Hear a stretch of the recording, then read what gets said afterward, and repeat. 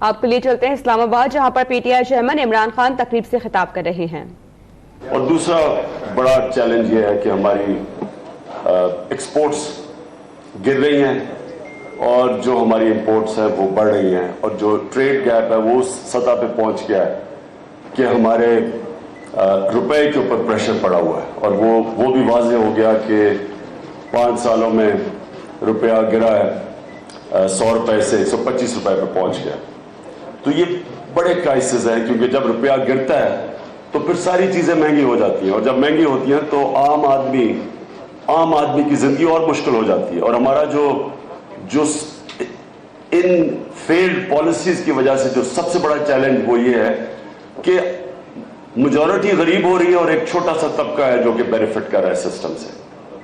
تو جو چیلنج ہے وہ یہ ہے کہ ہم اس کو کیسے وہ پاکستان بنائیں جو کہ ہمارے فاؤنڈنگ فادرز کی ویژن تھی، اور ویژن یہ تھی کہ ہم اس کو ایک اسلامی فلاحی ریاست بنانا چاہتے تھے، اور ہمارا جو بھی اسلامی فلاحی ریاست بنانا چاہتا ہے تو اس کا جو ماڈل ہوتا ہے وہ مدینہ کی ریاست ہے۔ مدینہ کی ریاست اس لیے ماڈل ہے کہ وہ دنیا کی تاریخ کی پہلی فلاحی ریاست بنی تھی۔ اس ریاست کی وجہ سے ایک مسلمانوں کا سویلائزیشن 700 سال تک دنیا کا عظیم سویلائزیشن بنا رہا۔ تو وہ جو اس مدینہ کی ریاست کی بنیاد رکھی گئی تھی وہ پرنسپلز ہیں جو کہ ہم اس مینیفیسٹو میں ہم لے کے آئے ہیں، اور وہ پرنسپلز وہی ہیں جو کہ ابھی بھی ماڈرن سٹیٹس جن کو آج ہم لک اپ کرتے ہیں، جو کہ ہمارے سے جن میں یہ وہ بنیاد جو کہ مدینہ کی ریاست میں انسانیت اور انصاف، ویلفیئر اسٹیٹ، تو جو اسکینڈینیوین کنٹریز ہیں اگر آپ ان کی طرف دیکھیں تو وہ پرنسپلز پہ ہیں۔ وہاں بھی ایک انسانیت ہے، ایک ویلفیئر ہے، انصاف ہے، جو اس ملک کی ایلیٹ ہے، رولنگ ایلیٹ، وہ قانون کے نیچے ہے، اور وہ بیسز ہے جو کہ ہم اپنی اس مینیفیسٹو کے اندر ہم نے لکھے۔ تو جو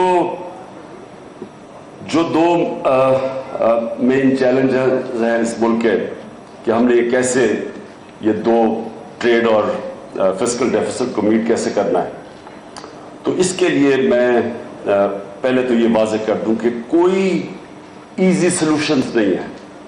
ہاں، کوئی یہ نہ سمجھے کہ یہ ہم نے یہ جو مینیفیسٹو لے کے آئے ہیں یہ ہم سمجھتے ہیں کہ بڑی آسانی سے امپلیمنٹ ہو جائے گا۔ اس کے لیے میجر چینجز چاہیے پاکستان میں۔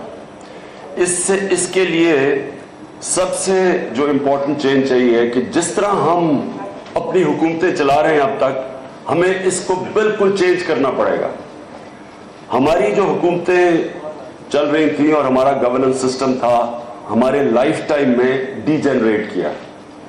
60s کے اندر جو پاکستان کی بیوروکریسی تھی، جو سول سروس تھی، وہ سارے ایشیا میں مانی جاتی تھی آؤٹ اسٹینڈنگ بیوروکریسی۔ جتنے میگا پروجیکٹس ہوئے تھے پاکستان کے اندر اور جو ڈیولپمنٹ ہوئی تھی اس میں ہماری سول سروس کا بہت بڑا ہاتھ تھا۔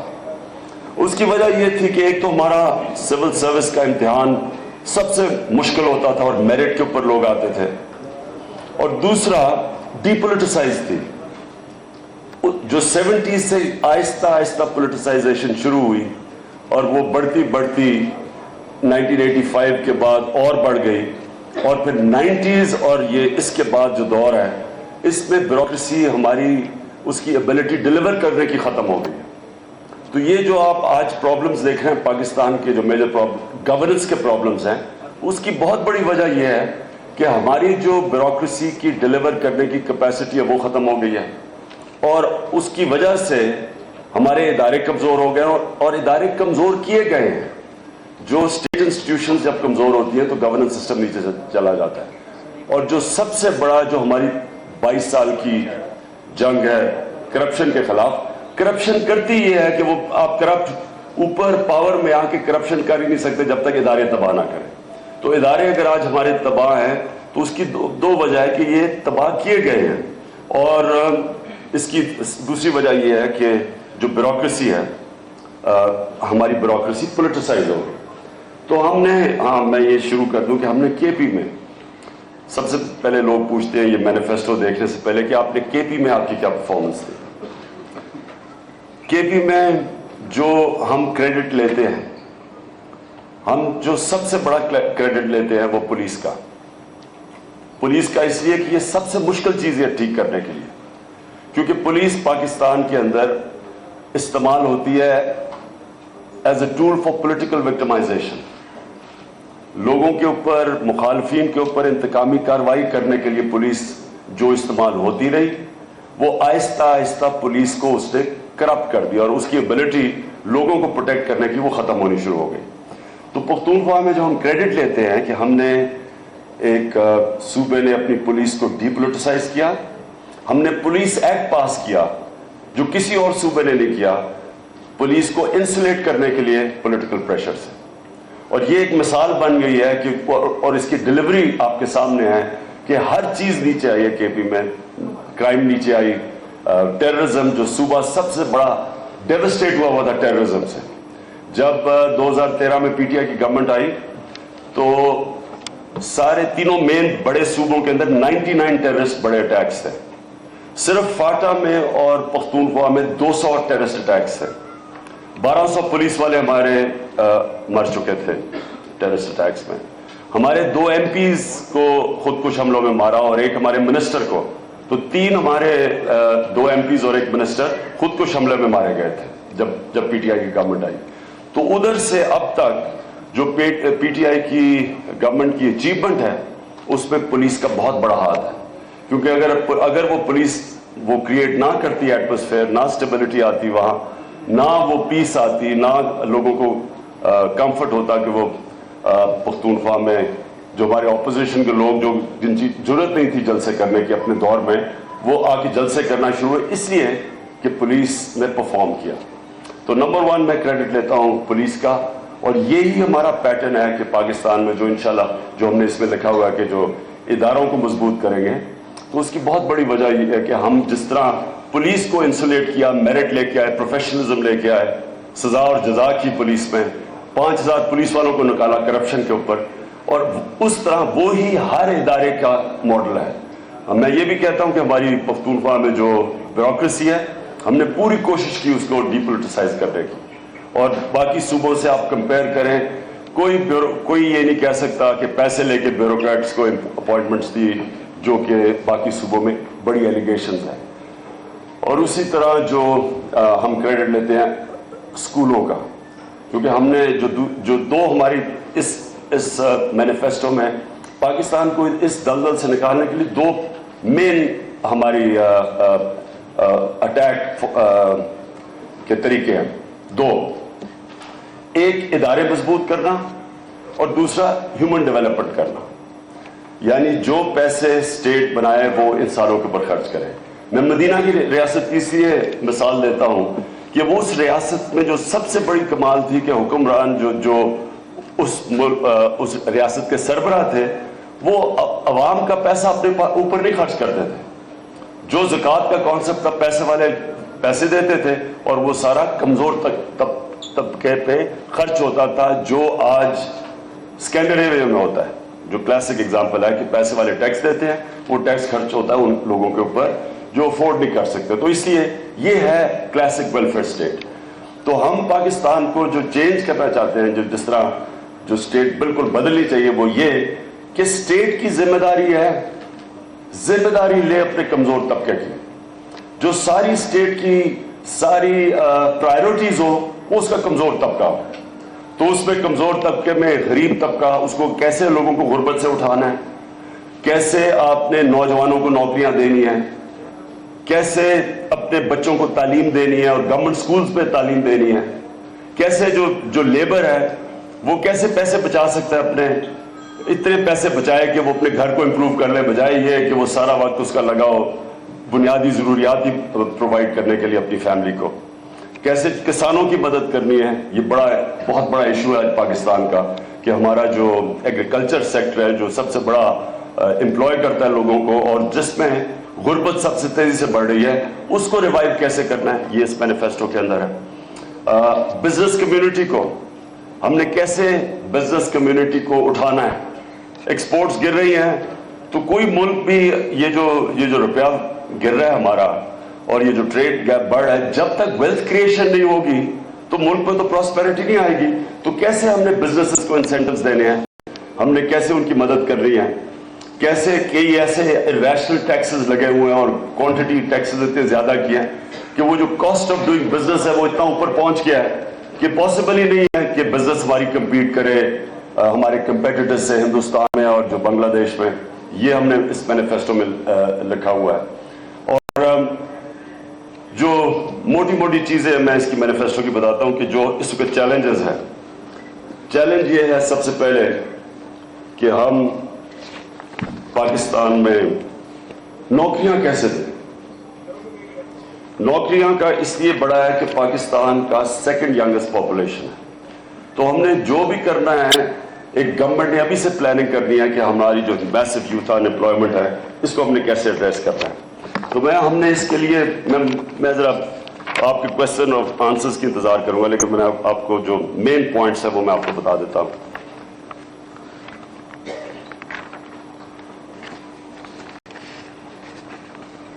ہم نے فیصلہ کیا, بڑا چیلنج ہے یہ, میں پھر سے ریپیٹ کرتا ہوں کہ کوئی بھی چیز اس وقت پاکستان میں جو سولوشنز ہے ایزی نہیں ہے, لیکن ہمارا چیلنج یہ ہے کہ ہم نے 1 کروڑ نوکریاں پاکستان میں پیدا کرنی ہے.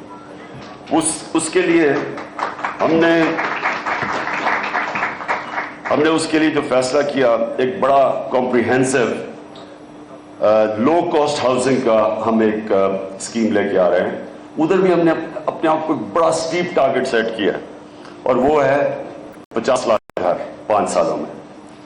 یہ پھر سے میں ریپیٹ کروں, یہ آسان نہیں ہے. یہ ہمارا ملین ٹری سونامی کی طرح ایک بہت بڑا ایک اپنے آپ کو ہم نے چیلنج سیٹ کیا ہے. یہ کبھی میں یہ نہیں کہہ رہا کہ آسان ہے, لیکن ہم ہیلپ پوری لے رہے ہیں اس سے. ہم نے یہ جو پاکستان کی بلڈرز ایسوسیشن ہے ان سے میٹنگ کی ہے.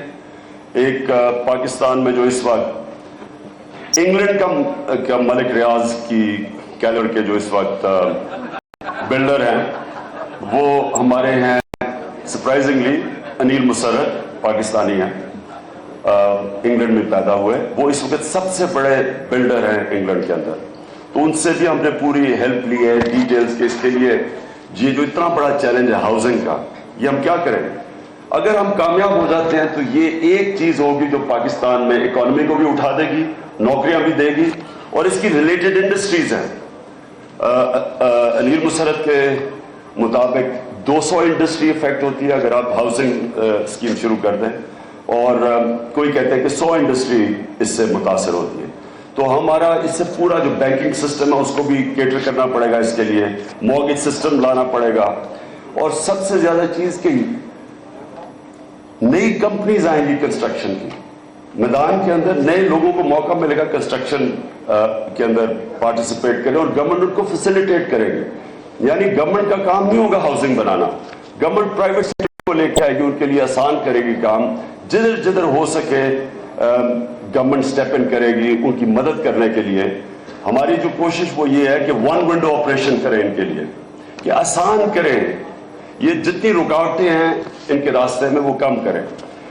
ڈفرنٹ ہمیں فگرز آتی ہیں جو پاکستان میں ہاؤسنگ کی شارٹیج ہے, 1 کروڑ سے 1.5 کروڑ کی کہا جاتا ہے کہ پاکستان میں ہاؤسنگ شارٹیج ہے. تو یہ ڈیمانڈ ہے. اب ہم نے وہ اگر سپلائی کر دیں تو یہ سمجھ جائیں کہ اگر ہم کامیاب ہو گئے اس گورنمنٹ کو اتنا افیشینٹ کرنے کے لیے کہ ہم یہ لو کاسٹ ہاؤسنگ سپلائی کر دیں, اسی میں پاکستان اٹھ جاتا ہے, اسی میں روزگار مل جاتا ہے, ہماری اکنامک گروتھ اٹھ جاتی ہے. یہ پہلا چیلنج ہے کہ ہم نے کیسے نوکریاں دینی ہیں.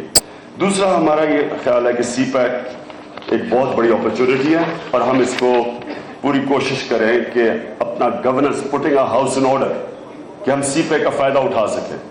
سی پیک کا فائدہ اٹھانے کے لیے ہمیں پوری تیاری کرنی پڑے گی اس اینڈ پہ, جو ابھی تک نہیں ہوئی.